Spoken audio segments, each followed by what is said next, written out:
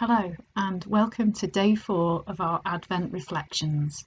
Today's verse is Jeremiah 29:11 and it says, "For I know the plans I have for you, declares the Lord, plans to prosper you and not to harm you, plans to give you hope and a future." I think this is a beautiful verse and I've taken a lot of comfort from it when times have been difficult. And today I want to show you how the promise it contains is bigger than we can imagine. It was written to a whole group of people, not just an individual person.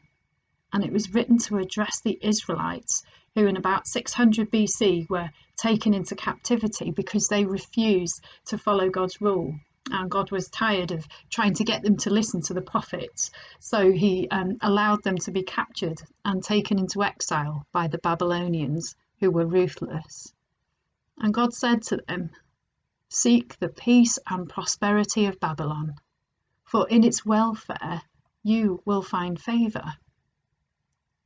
He said, "Pray to God for Babylon, for if it prospers, you will prosper too." And then God said, "After 70 years, I will fulfill my promise and bring you back home." Now, it doesn't take a maths genius to realise that 70 years is a lifetime. And none of this generation would ever go home again. And that must have been a desperate situation for them, realising that they could never go back to their true home. And then comes the verse, "For I know the plans I have for you, declares the Lord. Plans to prosper you and not to harm you. Plans to give you hope and a future." So God is encouraging the people to call on him in their captivity and distress. He says, "I will listen to your prayers, and when you seek me with all your heart, you will find me."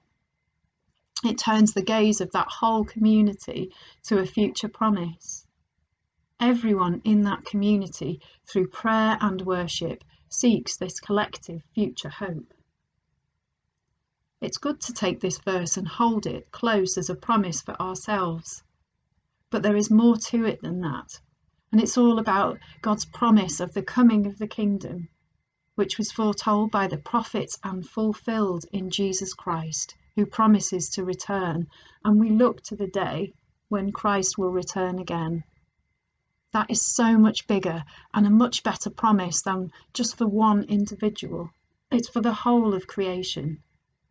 I challenge you today to read this verse and ask God to show you the truth and freedom it contains. That's exciting and leads us to that place of wonder and worship as we look to celebrate Christmas. Find purpose. Find Jesus.